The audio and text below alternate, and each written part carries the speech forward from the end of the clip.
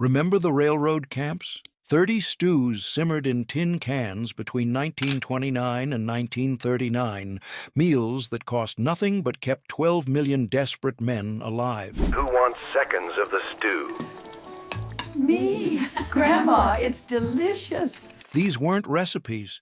They were survival disguised as brotherhood, hope boiled down to its essence.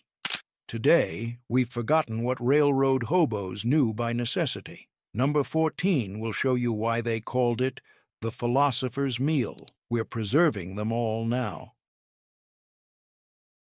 Walk into any hobo jungle near the Southern Pacific Line in 1932, and you'd smell mulligan stew before you saw the fire. That scent, onions, whatever vegetables men had begged, meat if someone was lucky, drifted through camps like an invitation. Mulligan stew cost nothing because every man contributed what he had. One brought potatoes stolen from a farmer's field, another brought carrots.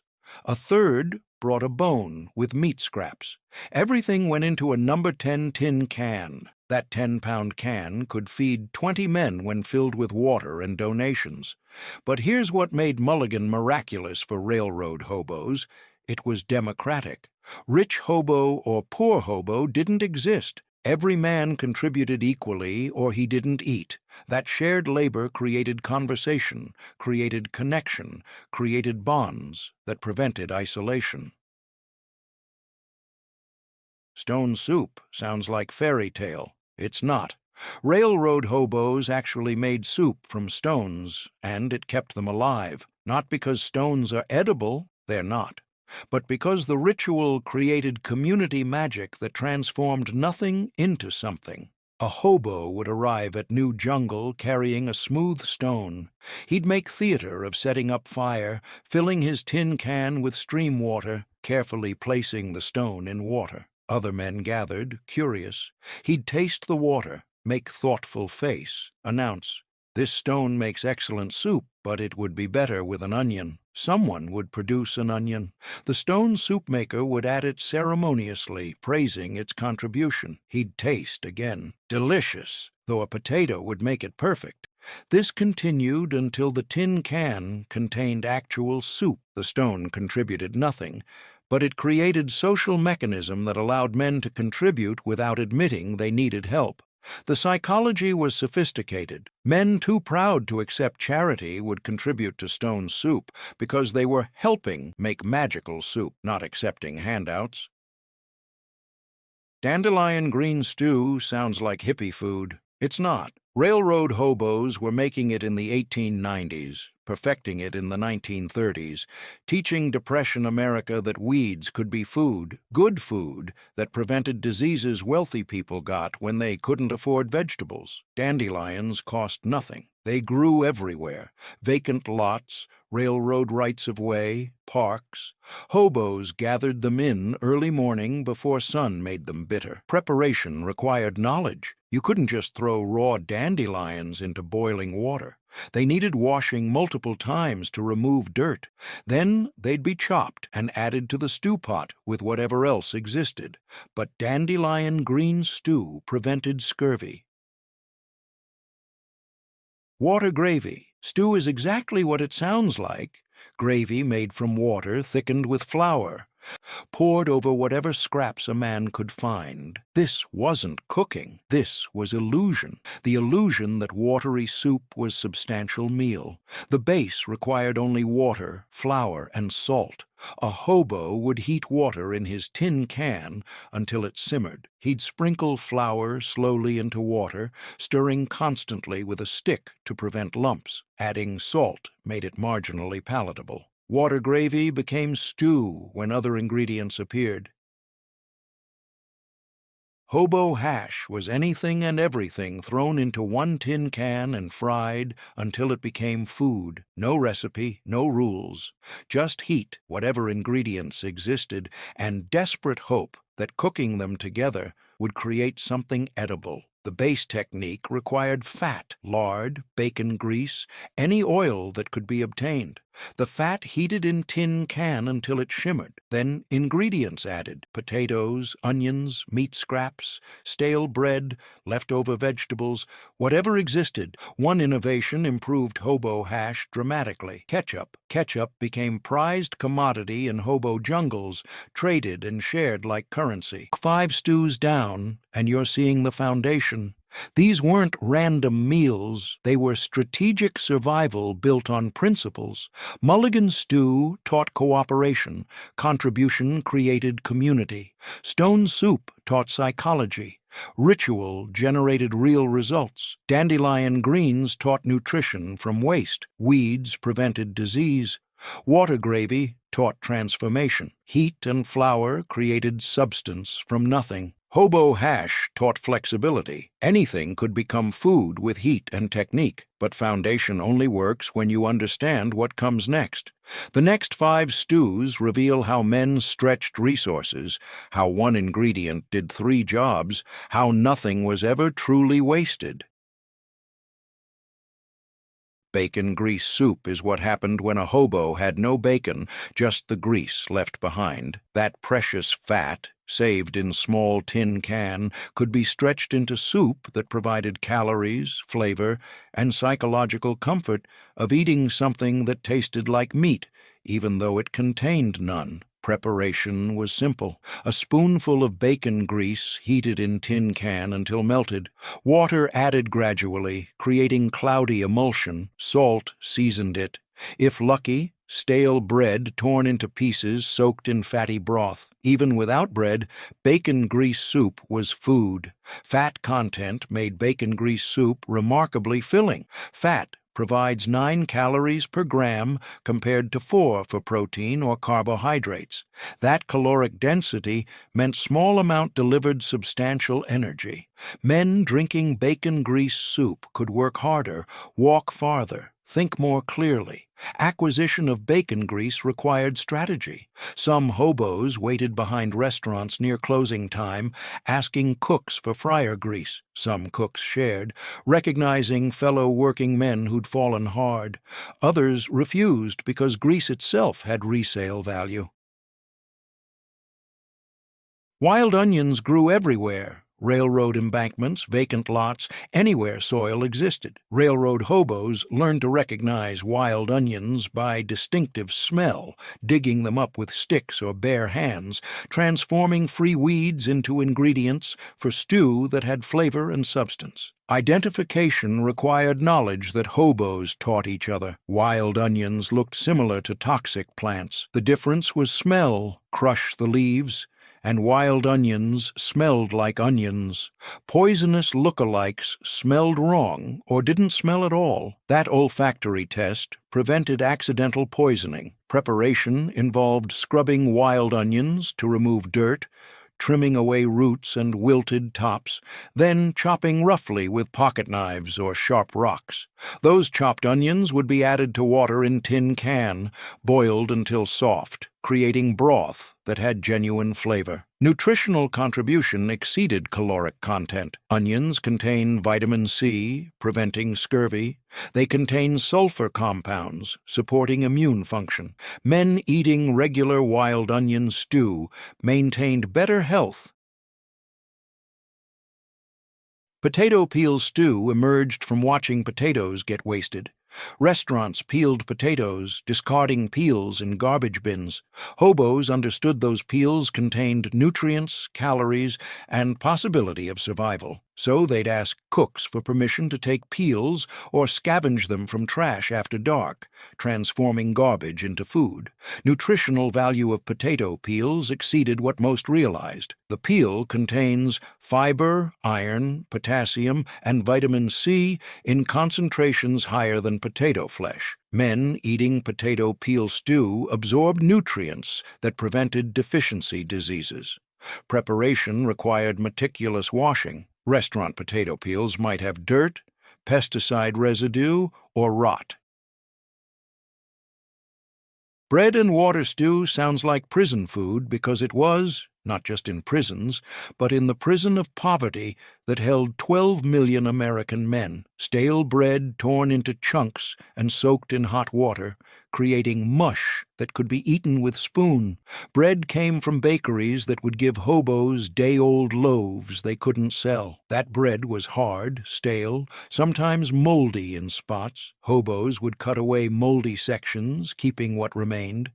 That bread, too hard to eat directly, could be transformed through water and heat. Preparation was straightforward. Bread torn into roughly equal pieces and placed in tin can. Boiling water poured over it. The bread would soak, swelling and softening. Sometimes salt added, sometimes, if lucky, a bit of sugar or molasses, but usually just bread and water. Tomato can stew wasn't made from tomatoes. It was made in empty cans that once held tomatoes, using residue that clung to metal. Hobos would find discarded tomato cans near restaurants, scraping out every bit of tomato paste or sauce that remained, adding water and whatever else they could find. Technique required persistence. A discarded tomato can might hold only a tablespoon of usable residue. It took 6 or 7 cans to collect enough tomato paste to flavor a full tin of water. Hobos would collect these cans systematically, storing them until they had enough to make worthwhile soup. Acidity of tomato residue created flavor complexity that elevated simple stews. That acidic brightness balanced blandness of potatoes or fattiness of bacon grease. Tomato flavor made vegetables taste more intentional, more like actual cooking. 10 stews in, and the multiplication strategy becomes clear. Bacon grease soup extracted calories from waste. 1 spoonful of saved grease fed a man. Wild onion stew found flavor where others saw weeds. Free ingredients created genuine taste. Potato peel stew transformed garbage into nutrients. Restaurant waste became survival food. Bread and water stew made something from staleness. Heat and water revived what seemed inedible. Tomato can stew salvaged residue. Scraping cans yielded flavor. These men weren't just poor. They were genius at multiplication. 1 ingredient doing 3 jobs. Heat and time turning inedible into edible. Waste hierarchy, where what restaurants threw away was what hobos treasured. The next 10 stews prove these men refused to become animals, even when treated as less than human. Grease and onion stew was what happened when 2 fundamental hobo ingredients came together. Saved bacon grease and wild onions foraged from railroad embankments. This combination created soup that had substance, had flavor, provided both calories from fat and nutrients from vegetables. This was hobo cuisine at its finest. Nothing wasted, nothing bought, everything scavenged or saved. Preparation began with heating bacon grease in tin can until it shimmered and released smoky aroma. Wild onions would be chopped roughly and added to hot grease, where they'd sizzle and brown, releasing pungent sweetness. Water would be added gradually, creating emulsion that was rich and savory. Salt would season it. Sometimes a potato would be added for substance. The flavor profile was sophisticated, sweet from caramelized onions, savory from bacon grease, rich from fat content, complex from the marriage of these elements through heat and time. Men eating grease and onion stew weren't just surviving, they were experiencing pleasure. That pleasure reminded them they were still human, still capable of appreciating taste, still deserving of good food even if they couldn't afford to buy it. The nutritional balance was remarkably good. Fat from grease provided calories and aided absorption of fat-soluble vitamins. Onions provided vitamin C, sulfur compounds, and prebiotic fiber. Together they created meal that sustained energy and maintained health better than either ingredient alone. Bone broth stew began with bones. Beef bones from butcher shops that gave them away free. Chicken bones from restaurants after they'd served the meat. Any bones that still had scraps of flesh or marrow that could be extracted through long, slow cooking. These bones, worthless to people who could afford meat, were gold to hobos who understood that bones held nutrients, held flavor, held the possibility of substantial soup. The technique required patience. Bones would be placed in tin can with water and brought to boil. Then heat reduced to maintain gentle simmer, not rolling boil, just quiet bubbles, for hours, 4 hours minimum, 6 or 8 hours if fuel lasted. That prolonged simmering extracted gelatin from connective tissue, calcium from bone, whatever fat and protein remained in marrow and scraps. The result was rich, savory broth that could be drunk alone or used as base for vegetable soup. The nutritional value was substantial. Gelatin supported joint health and digestive healing. Calcium supported bone density. Trace minerals leached from bones, zinc, iron, phosphorus, provided micronutrients that depression diets often lacked. Men drinking regular bone broth maintained better health than men who avoided it. But bone broth stew taught lessons beyond nutrition. It taught that value existed in what others considered waste. It taught that time could be as valuable as money. 6 hours of simmering transformed worthless bones into nourishing broth. It taught that patience was survival skill, that ability to wait for good results rather than accepting immediate mediocrity could mean difference between thriving and merely surviving. The acquisition of bones required relationships. Bean pot stew wasn't made in pot. It was made in tin can buried in coals at edge of campfire. Beans, water, whatever vegetables existed, maybe some meat scraps, all sealed in can and left to cook for 6 or 8 hours while men slept or worked. This was slow cooking before slow cookers. Overnight cooking before overnight was convenient. The technique was brilliant in simplicity. A hobo would fill his tin can with dried beans that had been soaking overnight, add water to cover, include whatever other ingredients he had, then seal top with flat rock or piece of metal.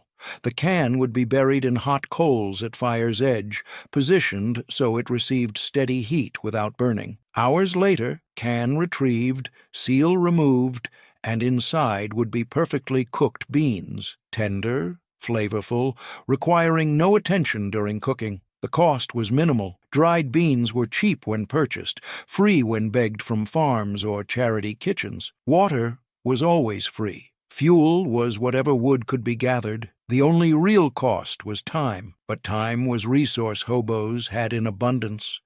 Trading 8 hours for substantial, nutritious meal was exchange that always made sense. But bean pot stew did something beyond providing food.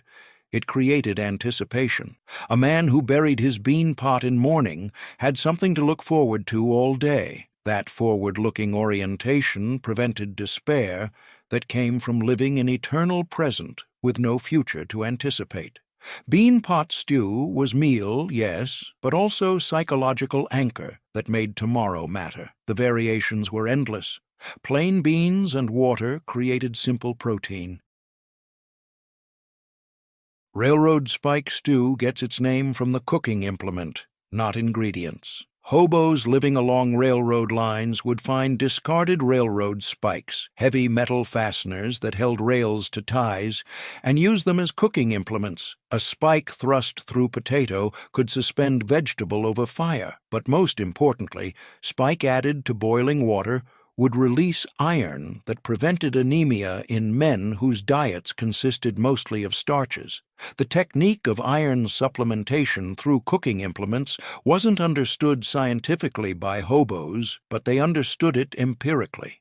Men who cooked with iron implements seemed stronger, had more energy, functioned better than men who used only aluminum cans or ceramic containers. That observation passed through hobo networks as folk wisdom, saved lives by preventing iron deficiency anemia. Preparation of railroad spike stew was straightforward. A cleaned railroad spike would be placed in tin can with water, vegetables, whatever other ingredients existed.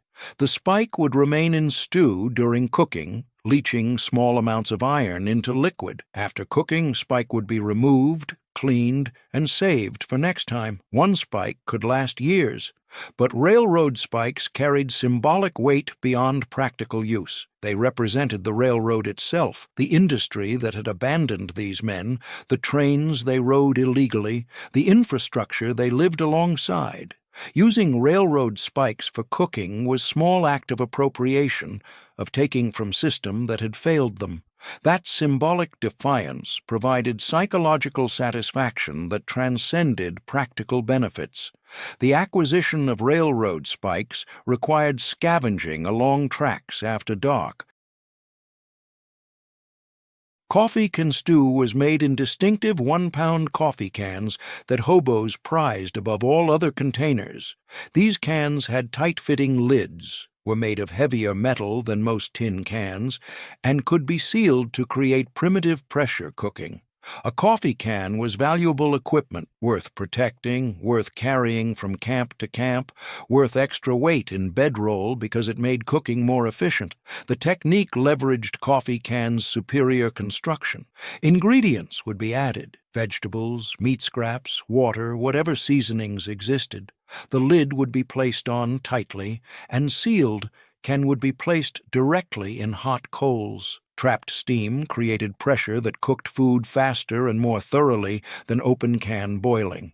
That efficiency saved fuel and time, making coffee cans worth their weight. But coffee cans carried residual coffee flavor that infused into subsequent meals. That ghost of coffee, bitter, slightly burnt, nostalgic, became familiar taste that marked food as hobo cooking. Some men loved that flavor, finding comfort in coffee undertone. Others worked to eliminate it, boiling water repeatedly to remove residual oils. That split revealed how some men embraced hobo identity while others resisted it. The acquisition of coffee cans required patience. Most restaurants used bulk coffee from large containers, not 1-pound cans. Hobos waited for household trash, for cans discarded by families wealthy enough to buy pre-ground coffee. Rehook 15 stews, and you're witnessing philosophy disguised as cooking. Grease and onion stew proved excellence within constraints. Limited resources didn't mean tolerating bad food. Bone broth taught patience creates value. 6 hours of simmering transformed worthless into valuable. Bean pot taught anticipation prevents despair. Burying dinner in morning gave reason to care about evening. Railroad spike taught symbolic resistance, appropriating from systems that failed them. Coffee can taught equipment matters. Quality tools multiplied results. Pattern emerges. Every stew taught survival principle beyond food. Patience creates value. Anticipation structures time. Quality tools multiply effort. Symbolic acts maintain dignity. The next 10 stews reveal how men created community from catastrophe, how sharing starvation created abundance nobody could have predicted. Mulligan's revenge stew was what happened day after Mulligan's stew, the leftover broth, reheated and extended with new contributions.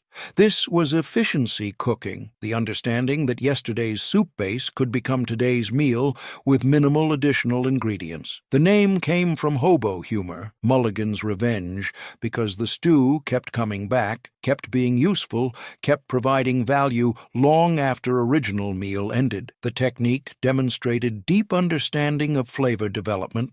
Broth that had been used once contained dissolved flavors and nutrients that made excellent base for new cooking. Adding fresh vegetables to aged broth created depth of flavor that new soup couldn't match. That complexity came from layered cooking, from time and repeated use, from magic that happens when food builds on food. The cost of Mulligan's revenge was nearly zero. The broth already existed, left over from yesterday. New ingredients might be a few wild onions, some potato peels, anything foraged or scavenged. That minimal input created substantial output, demonstrating mathematical efficiency that approached magic, something from almost nothing, value from waste. But Mulligan's Revenge taught lessons about continuity. It connected yesterday to today, created ongoing narrative from discrete meals, demonstrated that nothing truly ends if you know how to extend it. Sour grass stew was made from wood sorrel, the small plant with clover-like leaves that grew wild everywhere and had distinctive lemony taste. Railroad hobos learned to recognize sour grass and understood that its tartness could brighten bland stews, that its vitamin C prevented scurvy, that something growing freely along railroad tracks could be actual ingredient rather than just foraged emergency food. The identification was easy once taught. Wood sorrel had distinctive three-part leaves that folded at night and opened in morning. The taste was unmistakable, lemony, tart, refreshing. Children learned to eat wood sorrel as trail snack during hard times, and that childhood taste became nostalgic memory that lasted lifetimes. The preparation involved gathering enough sour grass to make meaningful contribution, usually a double handful per person. The leaves would be rinsed to remove dirt and insects, then added to boiling water with whatever other ingredients existed. The sour grass would wilt quickly, releasing its lemony flavor into broth, creating complexity that elevated simple vegetable soup into something more interesting. But sour grass stew prevented scurvy. The high vitamin C content meant that men eating regular sour grass maintained healthy gums and teeth, avoided bleeding and weakness that characterized scurvy. That medical benefit happened accidentally. Hobos ate sour grass because it tasted good and was free, not because they understood vitamin requirements, but result was genuine health advantage. The seasonal availability created anticipation. Sour grass was one of first plants to emerge in spring, signaling winter's end and return of foraged food. That first sour grass stew of season was celebration, proof that hardship was cyclic rather than permanent. Sawdust stew sounds like joke or insult. It's neither. During worst months of depression, some hobos actually cooked sawdust to create something that resembled food, not as main ingredient, but as thickener, as filler, as substance that made watery soup seem more substantial. This wasn't just poverty. This was edge of starvation, point where men would try anything to fill their stomachs. The technique required specific sawdust from pine or other edible trees, never from treated lumber or composite materials. Sawdust would be boiled in water for hours, creating sludge that had texture but almost no nutritional value. This sludge would be mixed with other ingredients, potato water, vegetable scraps, anything that had actual nutrients. Sawdust provided bulk that created feeling of fullness without providing calories. The psychological effect was complex. Eating sawdust stew meant admitting you'd reached bottom, that you were consuming wood fiber because you had nothing else. Some men couldn't do it, couldn't force themselves to eat what was clearly not food. Others accepted it pragmatically. Sawdust-filled stomach stopped hunger pangs temporarily, provided psychological comfort, even though it provided no nutrition. But sawdust stew was dangerous. Wood cellulose cannot be digested by humans. Eating substantial amounts caused intestinal blockage, constipation severe enough to require medical intervention that homeless men couldn't access. Some men died from complications of eating sawdust, victims of desperate attempt to feel less hungry. The knowledge of which sawdust was safe and which was deadly separated experienced hobos from newcomers. Pine sawdust was considered least harmful. Oak was harder to digest. Treated lumber was poison. Rabbit stew was luxury food in hobo camps. Actual meat, killed and cooked by men who'd maintained hunting skills despite losing everything else. Rabbits were abundant near railroad lines, feeding in fields and brush that bordered tracks. A hobo with stick, rock, or makeshift snare could sometimes catch rabbit, transforming meatless diet into something that resembled prosperity. The hunting technique was pure desperation hunting. No guns, too expensive, too illegal for homeless men to possess. Instead, hobos used clubs, threw rocks with practiced accuracy, set snares made from wire or string, scavenged from trash. Success rate was low, maybe one rabbit caught for every 20 attempts, but one rabbit could feed 3 or 4 men substantial meal. The preparation was careful and complete. Every part of rabbit was used: meat for stew, bones for broth, organ meat for whoever would eat it, hide for making cordage or patches. Nothing wasted, because nothing could be wasted when food was this precious. The rabbit would be skinned, gutted, and cut into pieces that would fit in tin can, then boiled with whatever vegetables existed. But rabbit stew meant more than food. It meant competence, skill, ability to provide through hunting rather than begging. A man who could catch rabbits had status in hobo camps, was respected as someone who contributed rather than just consumed. That status mattered psychologically. It meant being valued, being useful, being more than just another mouth to feed. The flavor of rabbit stew was complex, gamey, rich, satisfying in ways that vegetable-only stews never achieved. That taste triggered primitive satisfaction, reminded men of times before depression, when meat was normal part of meals. Wild garlic grew along creek beds and in damp areas near railroad tracks, small plants with distinctive garlic smell that marked them as edible and flavorful. Railroad hobos learned to recognize wild garlic and understood that its pungent flavor could transform bland stews into something men actually wanted to eat, not just tolerated eating. That psychological distinction mattered enormously. The identification was foolproof. Crush the leaves, and if it smelled like garlic, it was garlic. No poisonous lookalikes shared that distinctive aroma. That safety made wild garlic accessible even to newcomers who feared misidentifying other foraged foods. One less thing to worry about when everything else was worry. The preparation involved digging up entire plants, bulbs and all, washing away mud, then chopping roughly. The bulbs provided more concentrated flavor than leaves. Both would be added to boiling water, creating broth that smelled like actual cooking, like intentional meal preparation rather than desperate scavenging. That smell attracted other hobos to fire, created community around shared meals. But wild garlic had genuine medicinal properties that hobos understood empirically, even without scientific knowledge. Garlic supported immune function, helping men fight off infections that could be deadly when medical care was impossible. Garlic aided digestion, helping process the rough, poorly prepared foods that constituted hobo diets. That health support was survival advantage. The seasonal availability created gathering expeditions. Spring brought tender wild garlic shoots, and groups of hobos would venture to known garlic patches, gathering enough for immediate use and some for trading with other camps. 20 stews behind us, and everyone taught lessons modern America needs to remember. Mulligan's revenge proved continuity matters. Yesterday's effort becomes today's foundation. Sour grass showed brightness prevents despair.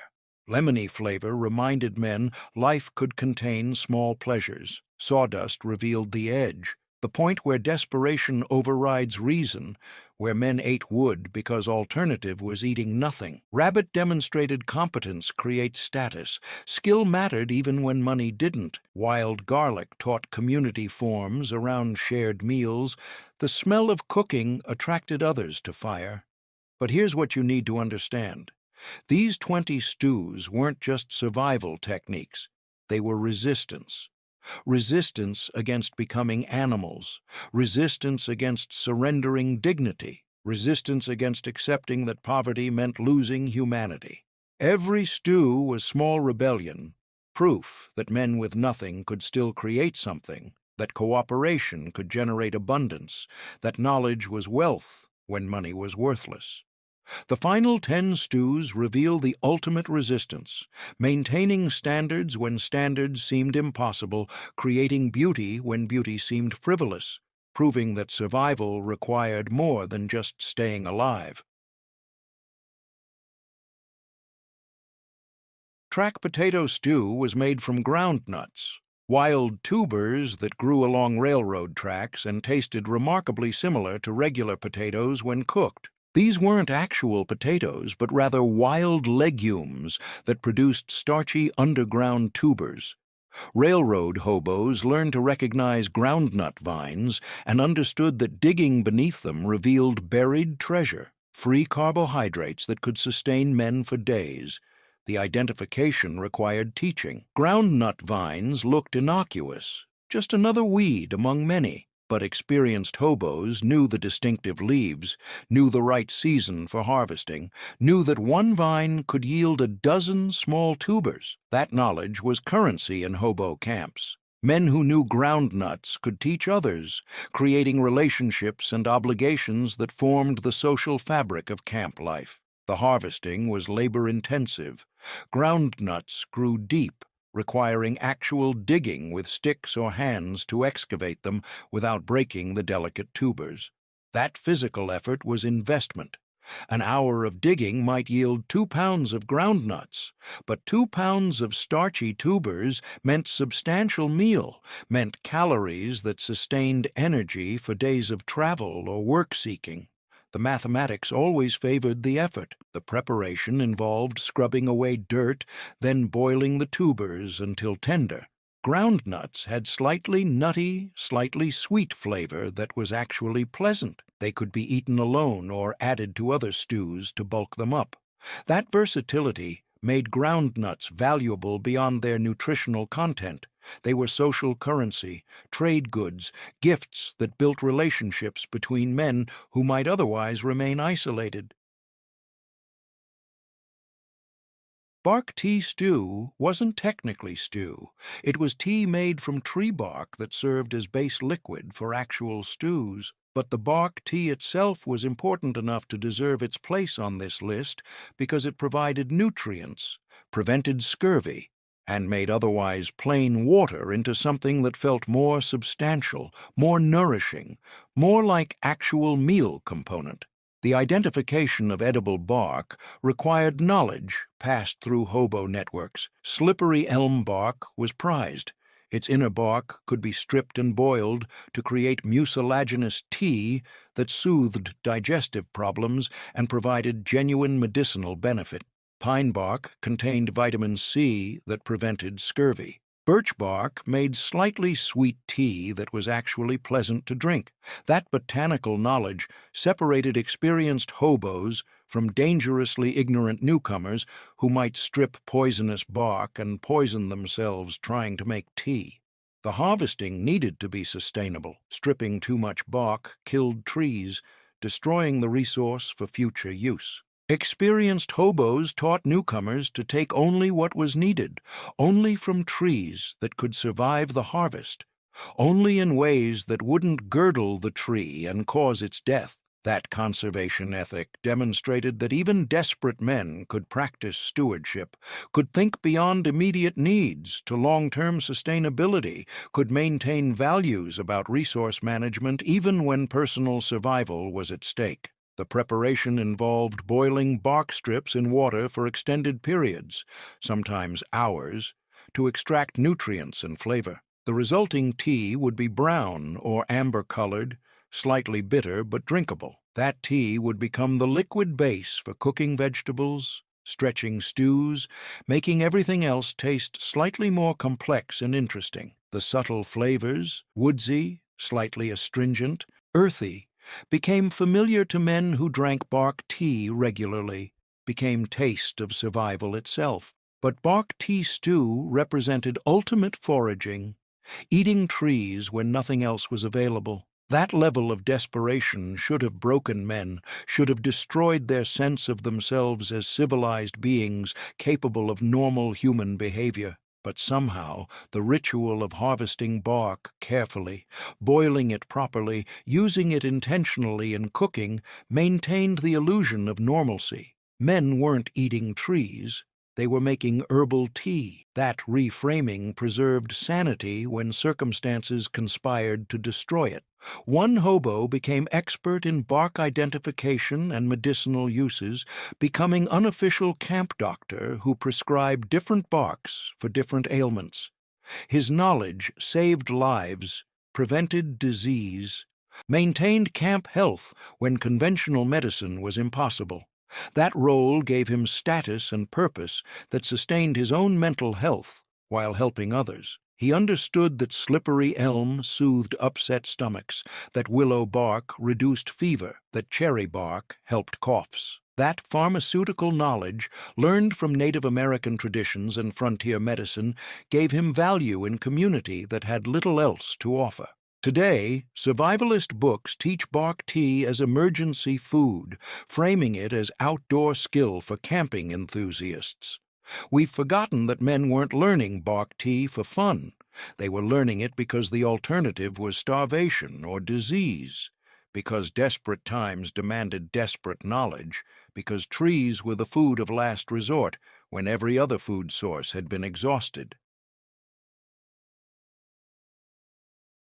Newspaper stew sounds impossible, but it happened.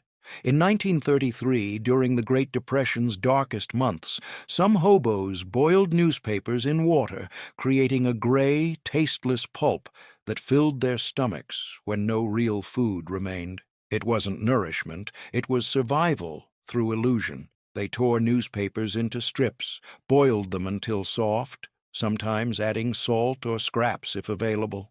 The mixture offered no nutrition, only the feeling of eating. For starving men, that illusion meant hope, however toxic it was. The ink contained lead, the paper, chemicals. Many who consumed it died slowly from poisoning, but in that moment, they were simply fighting to feel human again. A social worker in Chicago recorded a haunting scene. Men crouched around fires, stirring tin cans of newspaper soup, aware it was poison yet unable to stop. The ritual of cooking, the act of pretending life was normal, kept them psychologically alive, even as their bodies failed. Newspaper stew symbolized the absolute bottom. It revealed the limits of desperation in a country once called the richest on earth. It showed how hunger could strip away reason, leaving behind a single instinct: survive, no matter the cost. Today, we rarely mention it.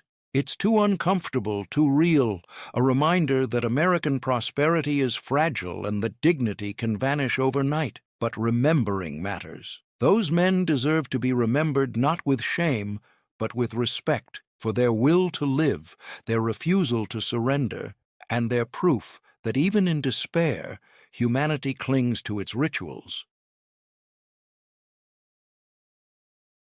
Grub stew was made from real grubs, the fat white larvae found under bark or in rotting logs.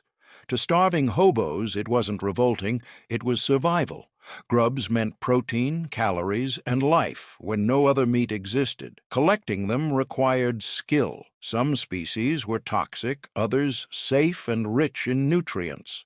A hobo who knew where to look could gather enough grubs in an hour to make a proper meal. They'd wash them, boil them, and eat them firm and chewy, mild in taste, slightly nutty, and full of the fat and protein their bodies craved. The hardest part wasn't finding them, it was overcoming disgust. Many couldn't. But those who did gained strength, others lacked. Grubs offered more protein than beans and more calories than bread, helping men maintain muscle and energy through endless hunger. Grub stew also carried history. It echoed the knowledge of indigenous peoples and pioneers who'd eaten insects to survive. It reminded Americans that this wasn't new or shameful. It was ancient wisdom resurfacing in desperate times. One hobo, known as Grub Johnson, became famous for teaching others how to find and cook edible insects. His lessons saved countless lives in the camps. Ironically, the same act now hailed as sustainable innovation was once a mark of pure desperation. In the 1930s, Americans didn't eat insects for the planet. They ate them to stay alive. Wild mushroom stew was a gamble between life and death.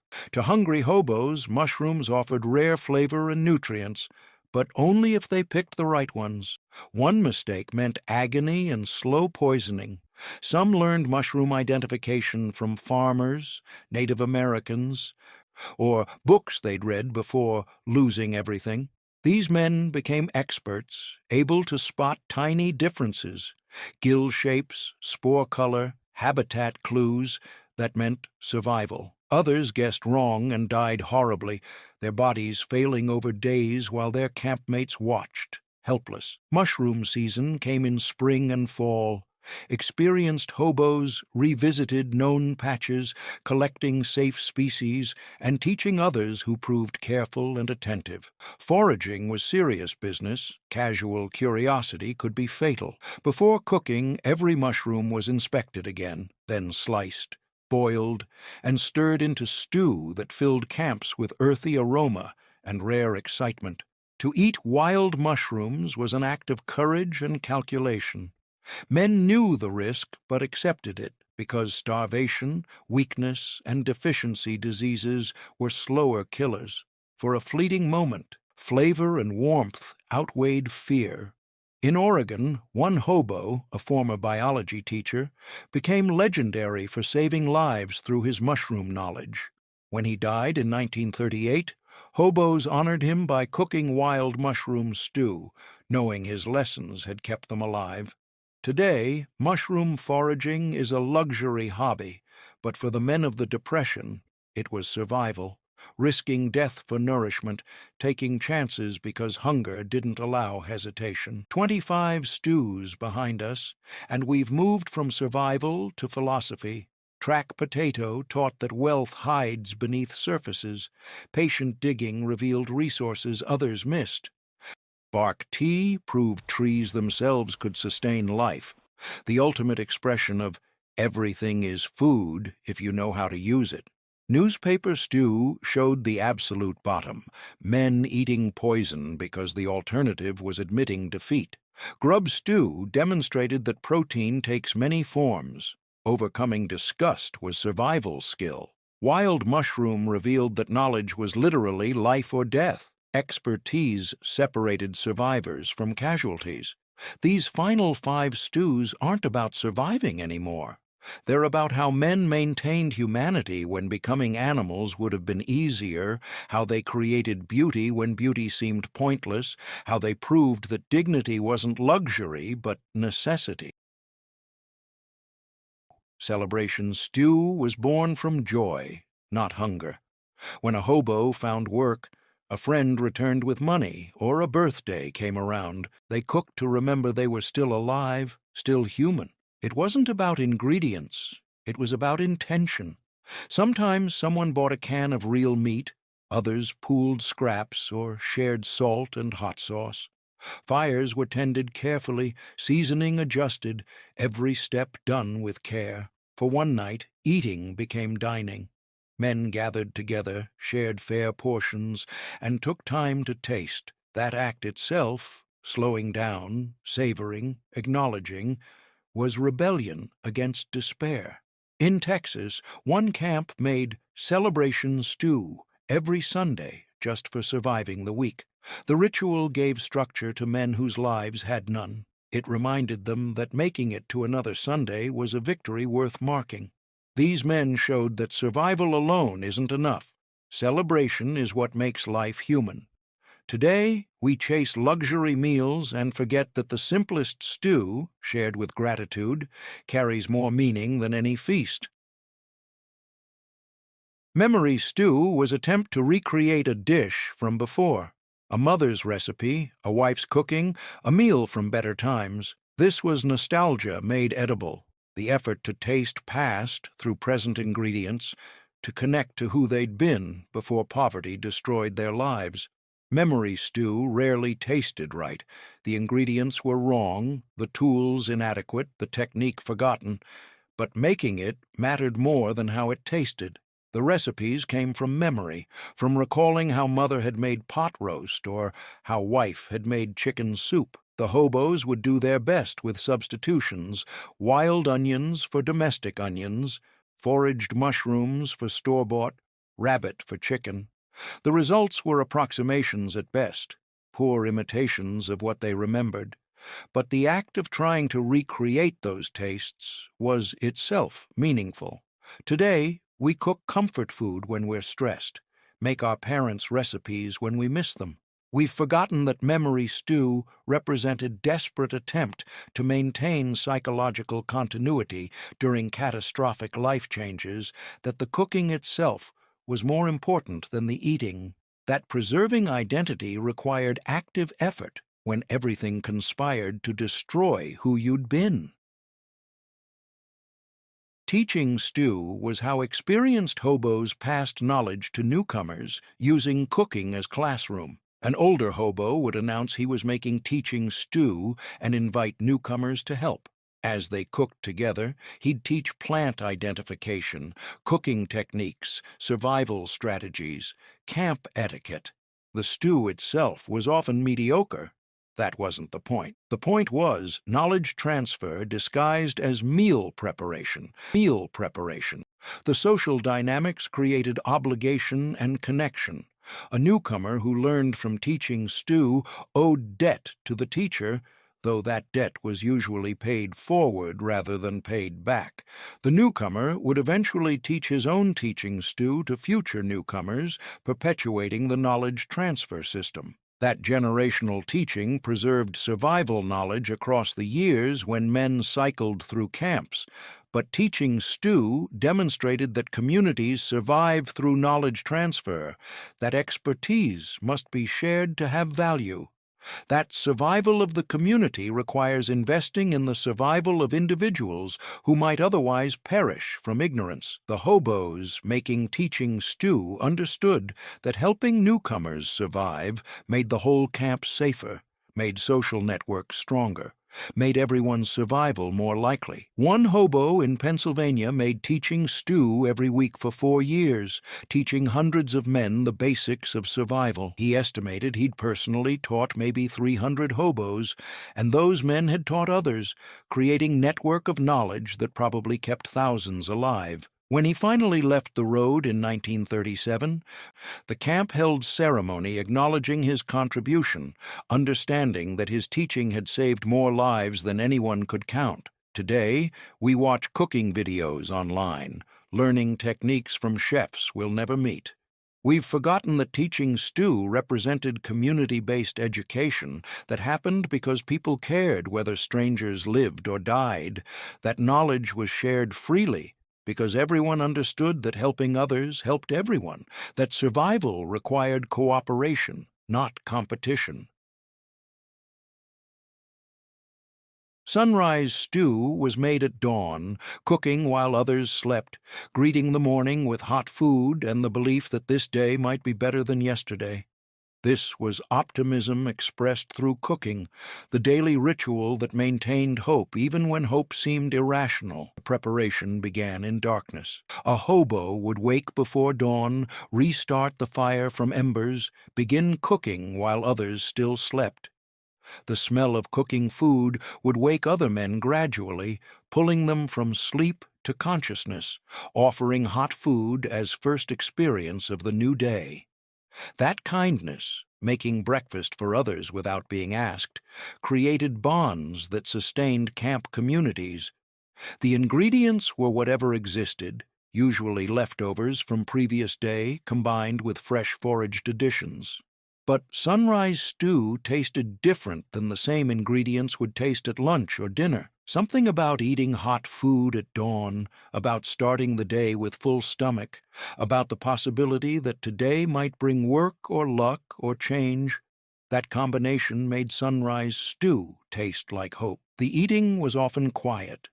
Men would sit around the fire in early morning, drinking hot stew, watching the sky lighten, not talking much, but being together. That companionable silence created community without words, demonstrated that loneliness could be addressed through simple presence, that isolation could be prevented through the ritual of shared breakfast. But sunrise stew taught that maintaining hope requires daily practice, that optimism isn't attitude, but discipline, that choosing to make food at dawn instead of staying in your bedroll is choosing to believe that getting up is worth the effort. The hobos making sunrise stew were performing small act of faith, faith that this day mattered, that there was point to continuing, that tomorrow's sunrise would also be worth seeing. One hobo kept a count. He made sunrise stew 2,147 consecutive mornings between 1931 and 1939. Every single morning for 8 years, regardless of weather, regardless of his own circumstances, regardless of whether anyone else was in camp to eat with him. He said the ritual kept him sane, gave structure to days that otherwise bled together, maintained the belief that he remained fully human, despite circumstances that suggested otherwise. Brotherhood stew doesn't appear in any cookbook because it wasn't one recipe. It was philosophy made edible. Brotherhood stew was what happened when every man in camp contributed something, when the resulting meal was shared equally regardless of contribution size, when eating together was more important than what was being eaten. This was the stew that defined hobo culture, that separated railroad jungles from mere homeless camps, that proved humanity could survive in human circumstances. One brought a potato, another brought wild onions, a third brought saved bacon grease, a fourth brought salt, a fifth brought just himself and his hunger, and that was accepted as sufficient contribution because brotherhood meant nobody was turned away, meant your presence was contribution enough, meant belonging wasn't transactional. The cooking was communal theater that created meaning through participation. Men would take turns stirring the pot, tending the fire, tasting and adjusting seasoning. That shared labor created conversation, created connections, created the social bonds that kept isolated men from descending into complete despair and suicide. The stew was excuse. The real nourishment came from being part of something, from mattering to others, from knowing tomorrow would bring another brotherhood stew and another gathering where your presence would be welcomed. The eating reinforced radical equality that contradicted everything about capitalist America. First man in line got same portion as last man. Man who contributed potato got same portion as man who contributed nothing. That forced equality created functional communism that worked because everyone understood they might be the man with nothing tomorrow, that survival required mutual support, that judging contributions would destroy the system that kept everyone alive. It was insurance policy where you paid with generosity and received survival security in return. But brotherhood stew taught the fundamental truth that modern America has forgotten. That community creates abundance, that sharing multiplies rather than divides, that cooperation generates results impossible through individual effort. 12 men, each contributing scraps, created meal that fed 15. That mathematics should have been impossible. But it worked because sharing encouraged more sharing, because generosity inspired generosity, because the emotional value of community fed souls that mere calories couldn't reach. Because human beings are fundamentally social creatures who thrive through connection and wither in isolation. The deeper magic of brotherhood stew was how it transformed charity into mutual aid. When one man had nothing and others fed him, it wasn't charity if everyone understood that tomorrow roles might reverse, that the man with nothing today might be the man with something tomorrow, that the circle of giving and receiving would continue indefinitely, with everyone taking turns on both sides. That transformation of charity into mutual aid preserved dignity that charity alone would have destroyed. One camp in California maintained brotherhood stew every single night for 6 consecutive years, 2,090 nights without missing once. That consistency created stability in unstable times, created reliability in unreliable world, gave men reason to return to camp even after finding temporary work elsewhere. That brotherhood became family for men whose families had collapsed, became tribe for men whose society had expelled them, became the only stable social structure in lives characterized by chaos and uncertainty. Children who witnessed brotherhood stew developed understanding of community that shaped their adult values in profound and lasting ways. Some became socialists, convinced that sharing was answer to poverty, that communal ownership was solution to capitalism's failures. Others became libertarians, convinced that voluntary cooperation worked where government programs failed, that mutual aid was superior to state intervention. Both traced their political beliefs to watching desperate men share starvation and somehow create abundance, to understanding that human cooperation could solve problems that individual striving couldn't address. Today, we've lost brotherhood stew. Drop the name and your state. These Depression-era recipes weren't just food, they were brotherhood, ingenuity, and survival itself. Proof that even in hunger, men created dignity, shared hope, and turned nothing into something real.